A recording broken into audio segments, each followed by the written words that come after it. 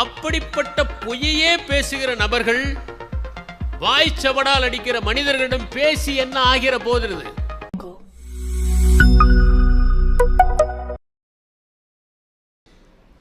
ஒரு வீட்டிலே கூட சாப்பாடு சரியில்லை என்று எந்த மகன் கத்துகிறானோ அவனை தாய்மார்கள் விழுந்து விழுந்து கவனிப்பார்கள். எதை போட்டாலும் பரவாயில்லை என்று சாப்பிடுகிறவனை கண்டுகொள்ளவே மாட்டார்கள். ஏனென்றால் சப்தம் செய்பவர்களுக்கு எல்லோரும் பயப்படுகிறார்கள் என்பது உண்மை. இலக்கியத்திலே மௌனம் சிலாகிக்கப்பட்டிருக்கிறது. மௌனம் போற்று என்று பாரதி குறிப்பிடுகிறார். மௌனத்தை போற்றுவது என்பது நாம் மௌனமாக இருப்பதை பற்றி மட்டுமல்ல, அமைதியாக இருப்பவர்களின் மௌனத்தை நாம் போற்ற வேண்டும். அவர்கள் பேசுகிற போது நாம் மௌனமாக இருந்து கவனிக்க வேண்டும். எப்படி ரௌத்ரம் பழகு என்று சொல்வது கோபம் அடை என்று பொருள் அல்ல, மாறாக கோபத்தை நெறிப்படுத்து என்பதைப் போல மௌனத்தை நெறிப்படுத்த தெரிய வேண்டும் என்பதற்காக. மௌனம் என்றால் எல்லா மௌனமும் ஒரே மௌனம் அல்ல. மௌனத்திலேயே பல வகைகள் இருக்கின்றன. 9 விதமான மௌனங்கள் இருக்கின்றன. முதலாவதாக விருப்பமின்மையால் விளைகிற மௌனம். ஒரு கூட்டம் நடக்கும், சில பேர் பேசுவார்கள், முட்டாள்தனமாக பேசுவார்கள். அவர்கள் பேசுகிற போது நமக்கு பேசவே தோன்றாது. இவர்களிடம் போய் பேசி என்ன ஆகப் போகிறது? ஒரு தாவோ கதை உண்டு. 2 சிறுவர்கள் வாதிட்டுக் கொள்வார்கள். ஒருவன் சொல்வான், 7ஐ 7ஆல் பெருக்கினால் 46 தான் வரும் என்பான். இன்னொருவன் சொல்வான், இல்லை அது 49 என்று. இருவரும் வெகு நேரம் விவாதிப்பார்கள். பிறகு அருகிலே இருக்கிற அந்த பகுதி நீதிபதியிடம் சென்று இருவரும் முறையிடுவார்கள். நீதிபதி சொல்வார், சரியாக சொன்ன அந்த மாணவனை பார்த்து, உன்னைதான் நான் முட்டாள் என்று சொல்லுவேன், இவனிடம் போய் விவாதித்தாயே அதனால் நீ முட்டாள் என்று. சில நேரங்களில் சிலரிடம் பேசாமல் இருப்பது உத்தமம். அவர்கள் எதையோ பேசுவார்கள், தொடர்பில்லாமல் பேசுவார்கள். அவர்களிடம் போய் என்ன பேசுவது? இந்த மௌனம் வேறு. ஆனால் சில கூட்டம் நடக்கும். அந்த கூட்டங்களில் சில பேர் வந்து கலந்து கொள்வார்கள். ஆனால் வாயையே திறக்க மாட்டார்கள்.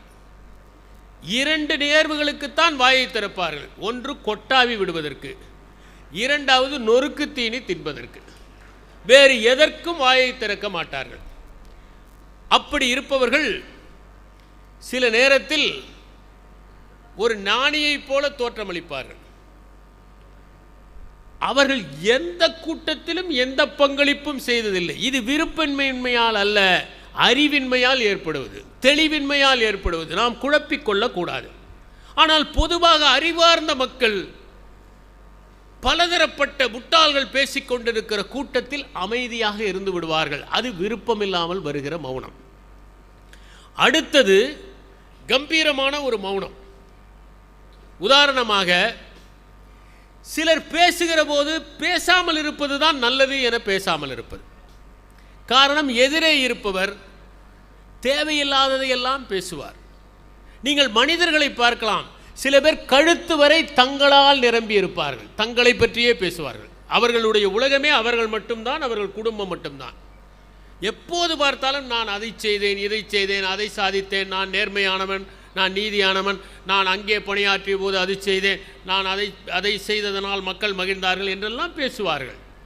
தங்களால் நிரம்பி இருப்பவர்கள்.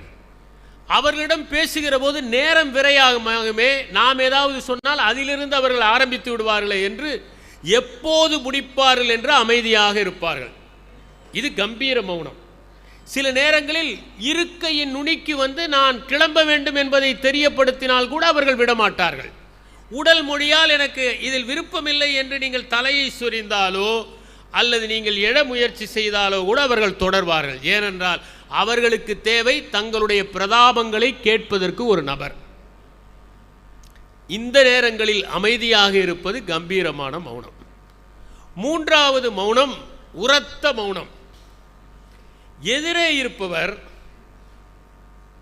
பொய்யை பேசுவார், பொய்யையே பேசுவார், பொய்யை உண்மையைப் போல பேசுவார். இவரிடம் பேசுவதற்கு சும்மா இருப்பதே சுகம் என்று நினைத்து அப்படிப்பட்டவர்கள் பேசுகிற போது காதுகளை கூட சில நேரங்களில் கடற்றி வைத்து விடலாம் என்று தோன்றும். ஒரு பிரச்சனை இருக்கிறது, காதுகளை மூடுவதற்கான வாய்ப்பு இல்லை, ஆனால் அந்த காதுகளைத்தான் நாம் அடிக்கடி மூடிக்கொள்கிறோம். மூடிகள் இல்லாத காதுகளை அடிக்கடி மூடிக்கொள்வது மனிதர்கள். அப்படிப்பட்ட பொய்யே பேசுகிற நபர்கள், வாய்ச்சவடால் அடிக்கிற மனிதர்களிடம் பேசி என்ன ஆகிற போகிறது? உங்களுடைய நேரம்தான் விரயமாகும், உங்களுடைய ஆற்றல் தான் வீணாகும் என்பதால் அமைதியாக இருந்து விடுவது நல்லது. இது உரத்த மௌனம். நான்காவது, குழப்பத்தால் ஏற்படுகிற மரணம். என்ன பேசுகிறார்கள் என்பதே சிலருக்கு புரியாது. நான் ஒரு முறை ஒரு திருமணத்திற்கு சென்றிருந்தேன்.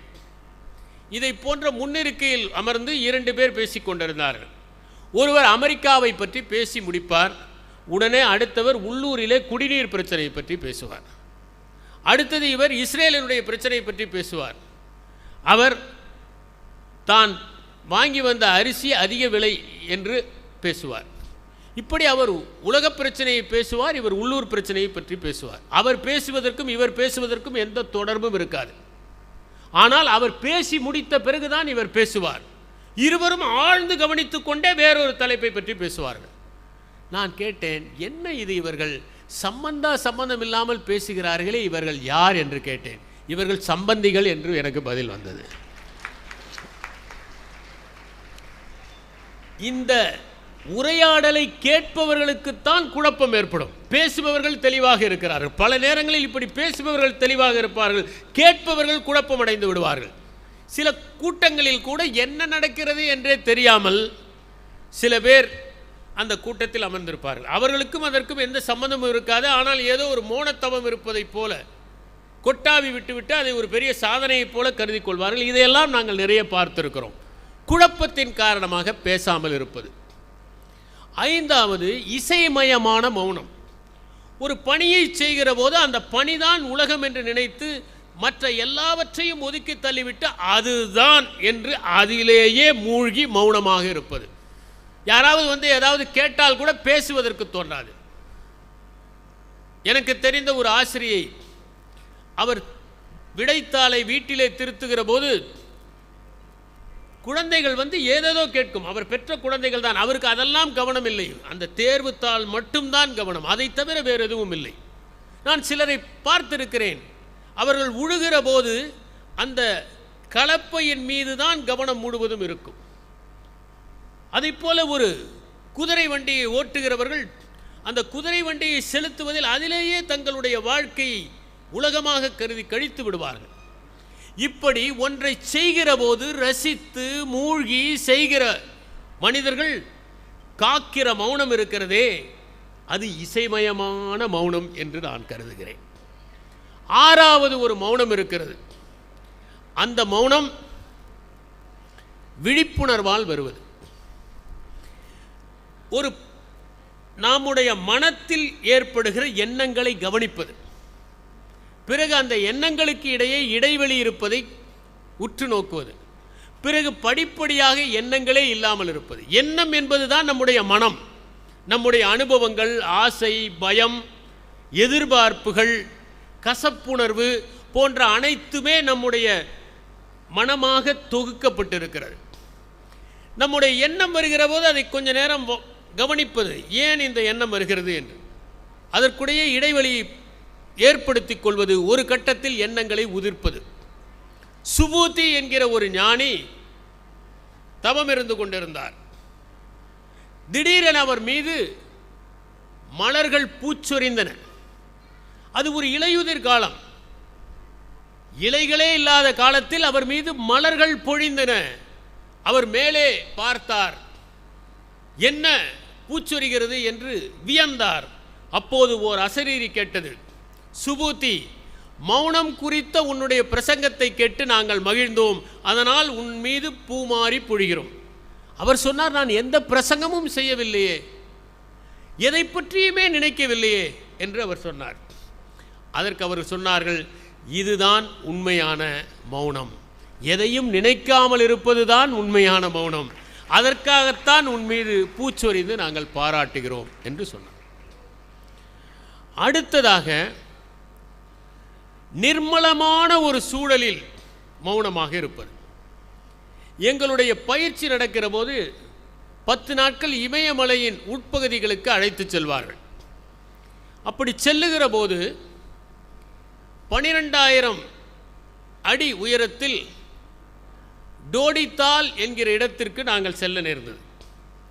அந்த டோடித்தாலில் ஒரு அழகான ஏரி, அந்த ஏரியில் இருக்கிற தண்ணீர் பளிங்கு போல இருந்தது. யாருமே தூய்மைப்படுத்தவே முடியாத இடத்தில் அது இருந்ததால் அப்படி இருந்தது.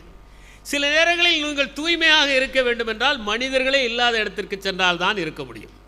அப்படி அமைதியான இடம், அந்த பளிங்கு போன்ற தண்ணீர், கை வைத்தால் உங்கள் கை உறைந்து விடுவதை போன்ற குளிர்.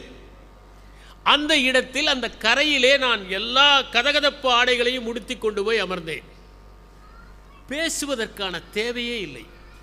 அந்த தண்ணீரை பார்க்கிற போதே நான் கரைந்து போனது போல ஒரு உணர்வு. சிறிது நேரம் கழித்து நான் என் பெயர் என்ன என்பது கூட மறந்து போய்விட்டது. அப்படி ஒரு மௌனத்தை 1 மணி நேரத்திற்கு மேல் நான் காத்தேன். என் நண்பர்கள் வந்து இரவு உணவுக்கு என்னை அழைத்து சென்று விட்டார்கள். இமயமலைக்கெல்லாம் சென்று மக்கள் ஏன் தவம் இருந்தார்கள், தனிமையிலே ஏன் தவம் இருந்தார்கள். அந்த இயற்கையின் பிரம்மாண்டத்தை பார்க்கிற போது நாம் ஒன்றுமே இல்லை என்கிற எண்ணம் ஏற்பட்டுவிடும். இதற்கு முன்னால் நம் பெயர், நம்முடைய பதவி, பணி, பட்டம் இன்னவாக இருந்தார் என்பதெல்லாம் ஒன்றுமே இல்லை என்பதை நாம் உணர ஆரம்பிப்போம். அங்கே பேசுவதற்கு யாருமே இருக்க மாட்டார்கள். சில நாட்கள் கழித்து நீங்கள் பேசுவதற்கு யாருமே இல்லை என்றால் பேசுவதை குறைத்துக் கொள்வீர்கள். பிறகு உங்களுக்குள் பேசிக்கொள்வீர்கள். பிறகு உங்களுக்குள்ளும் பேச முடியாது. அதற்கு பிறகு நீங்கள் சொற்களையே மறந்து விடுவீர்கள். சொற்களே உதிரும் போது எதை வைத்து நீங்கள் பேச முடியும்?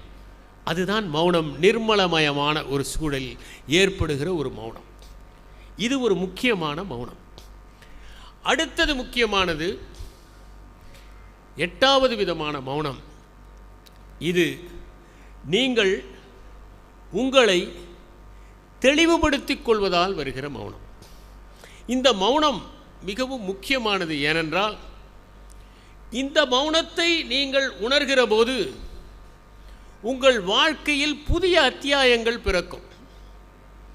நீங்கள் யார் என்கிற புரிதல் உங்களுக்கு ஏற்பட வேண்டும் என்றால் இந்த மௌனத்தை நீங்கள் கடைபிடிப்பது அவசியம். நீங்கள் ரசித்து இந்த மௌனத்தை நீங்கள் கையாளுவீர்கள். ஏனென்றால் உற்று நோக்குவதற்கு நீங்கள் கற்றுக்கொள்வீர்கள். வேறு எதுவும் உங்களுக்கு தேவையில்லை என்று ஆகிவிடும். உதாரணமாக, நீங்கள் கானகத்திலே சென்று ஒரு புலி வேட்டையாடுவதை பாருங்கள்.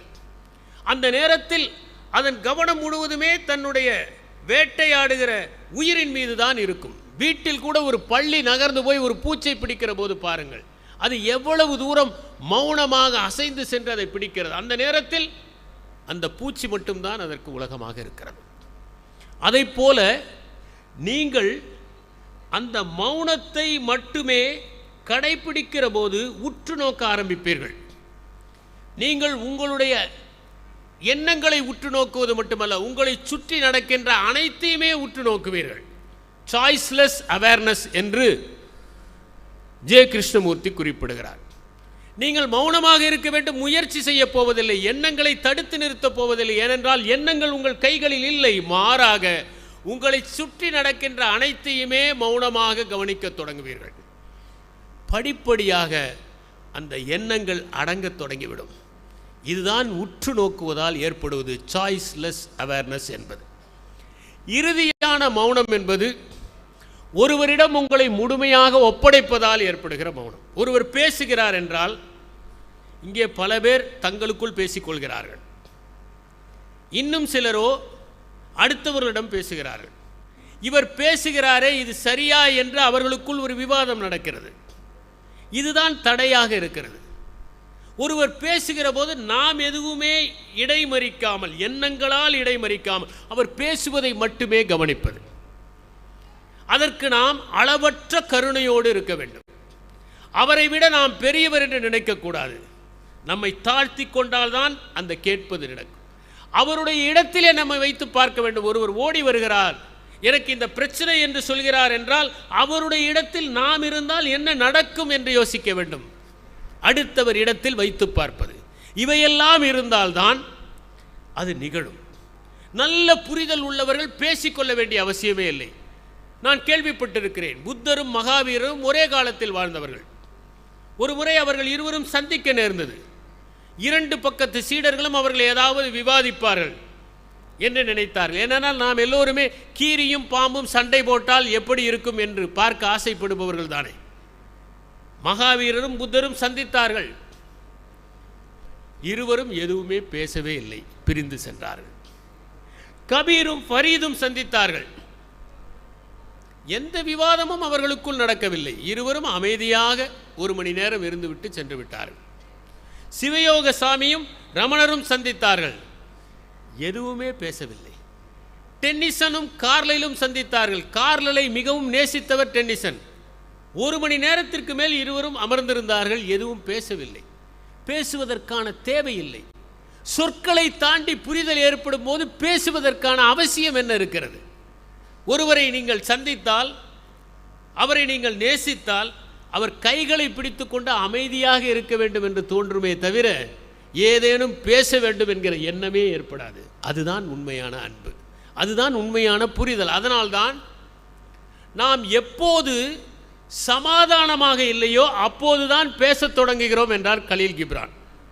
ஒரு சிறுவன் 10 வயது ஆகிவிட்டது, பேசவே இல்லை என்று பெற்றோர் கொண்டு போய் மருத்துவரிடம் காட்டுகிறார்கள். மருத்துவர் எல்லாம் பார்க்கிறார், நாக்கு சரியாக இருக்கிறதா, தொண்டை சரியாக இருக்கிறதா, பேசி இருக்க வேண்டுமே, ஏன் பேசவில்லை? சரி, 1 மாதம் கழித்து பார்க்கலாம் என்று. ஒரு நாள் ரொட்டியை சுட்டு கொண்டு வந்து தாயார் வைத்தார். அந்த ரொட்டி கொஞ்சம் தீந்து இருந்தது. அந்த பையன் சொன்னான், இந்த ரொட்டி தீந்து இருக்கிறது என்று. வீடே மகிழ்ந்தது. ஆஹா, பேச ஆரம்பித்து விட்டான் என்று. அவன் சொன்னான், இத்தனை நாள் பேச வேண்டிய அவசியம் இல்லை, அமைதியாக இருந்தேன், இன்று தீந்து விட்டது, சொல்லித்தான் ஆக வேண்டும், அதனால் பேசினேன். நமக்குள் சமாதானமாக இல்லாத போதுதான் பேசத் தொடங்குகிறோம். மகிழ்ச்சியாக இருக்கிற போது பேசுவதற்கான தேவையே இல்லையே. ஒரு வீட்டிலே செல்லுங்கள், கணவனும் மனைவியும் அதிகம் பேசிக் கொண்டிருக்கிறார்கள் என்றால் அதிகம் சமாதானமாக இல்லை என்று பொருள். அமைதியாக இருக்கு, அமைதியே போதும். ஒரு சின்ன புன்னகை போதும். கைகளை பிடித்து கொண்டு ஒரு 5 நிமிடம் அமர்ந்திருந்தால் போதும். அதைவிட என்ன புரிதல் தேவைப்படுகிறது? அதனால்தான் இதயத்தின் மொழி என்று கலீல் கிப்ரான் சொன்னார். மௌனம் இதயத்தின் மொழி, இது வாயின் மொழி அல்ல. எனவே இதயத்தின் மொழியை இன்னொரு இதயம்தான் அறிந்து கொள்ள முடியும், காதுகள் அறிந்து கொள்ள முடியாது. ஒருவர் நேசிக்கிறேன் என்று சொல்வதை வாயால் தான் சொல்ல வேண்டுமா? அந்த கண்களை பார்த்தால் தெரியாதா? அதிலிருந்து வெளிப்படாதா? ஒரு 3 நொடிகள் நம்மை பார்த்து கொண்டே இருந்தால் அவர்களுக்கு நம் மீது ஆர்வம் என்பது நமக்கு தெரியாதா? நாம் என்ன கற்சிலைகளா அதை புரியாமல் இருப்பதற்கு? எனவே சொற்களே தேவையில்லாத நிலை. அதனால்தான் ஷேக்ஸ்பியர் சொன்னார், எப்போதாவது பேசுகிறவனை எல்லோரும் மதிப்பார்கள். பேசிக்கொண்டே இருப்பவர்களை யாரும் ரசிப்பதில்லை. எப்போதாவது ஒரு வாயை திறந்தால் இந்த உலகமே கவனிக்கிறது, என்ன பேசப் போகிறாரோ என்று. எங்களுக்கு தலைமைச் செயலாளர் ஒருவர் இருந்தார், நம்பியார் என்று பெயர். அவர் பேசவே மாட்டார். 1-2 சொற்கள் தான் சொல்லுவார். அந்த ஒரு சொல் போதும் உங்களை 1 மாதத்திற்கு பம்பரமாக சுழன்று பணியாற்ற வைத்துவிடும். அப்படிப்பட்ட சொற்கள் வந்துவிடும். அவர் ஒரு நாள் சொன்னார், குறைவாக பேசுங்கள், அடுத்தவர்கள் நீங்கள் நிறைய அறிவோடு இருப்பதாக நினைத்து கொள்ளட்டும், பேசி உங்கள் முட்டாள்தனத்தை வெளிப்படுத்தி விடாதீர்கள் என்று சொன்னார். அற்புதமான வாசகம். நாம் குறைவாக பேசினால் குறைவாகத்தான் முட்டாள்தனத்தை வெளிப்படுத்துவோம். இன்னும் சொல்ல போனால் இன்னும் குறைவாக பேசினால் பெரிய அறிவாளி போல் இருக்கிறது என்று நினைத்துக் கொள்வார்கள். மூடிய கைகளில் தான் என்ன இருக்கிறது என்கிற ஆர்வம் ஏற்படும். திறந்திருக்கிற கைகளில் யாருக்கும் ஆர்வம் ஏற்படுவதற்கான வாய்ப்புகளே இல்லை என்று அவர் சொன்னார். சில பேர் புகைப்பார்கள். மருத்துவர்கள் அவர்களை நிறுத்த சொன்னால் பாக்கு போடுவார்கள். பாக்கை நிறுத்த சொன்னால் பேரிச்சம்பழம் சாப்பிடுவார்கள். பேரிச்சம்பழத்தை நிறுத்தினால் பாஸ் போடுவார்கள். பாஸை நிறுத்தினால் மிட்டாயை போடுவார்கள். இதை அனைத்தையும் நிறுத்த சொன்னால் பேசிக்கொண்டே இருப்பார்கள். அதற்கு அவர்கள் புகைப்பதே பரவாயில்லை என்பதைப் போல நமக்கு ஏற்பட்டுவிடும்.